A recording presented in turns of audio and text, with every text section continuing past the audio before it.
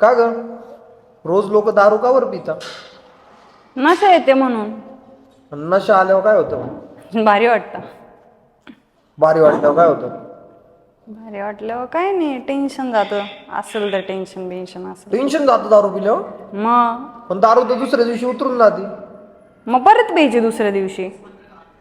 मग परत टेन्शन जातं. हा, परत टेन्शन जातं. अगं पण मग दुसऱ्या दिवशी दारू उतरल्यावर टेन्शन परत येतं ना, त्याचं काय?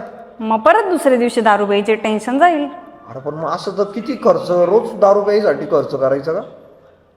हा, मग टेन्शन जाण्यासाठी तेवढं तर करावंच लागेल ना. पण आशेने कंगाल होऊन जाईल ना माणूस एक दिवस.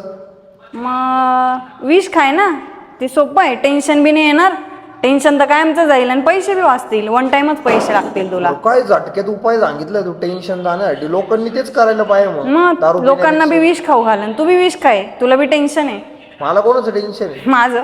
हा बरोबर.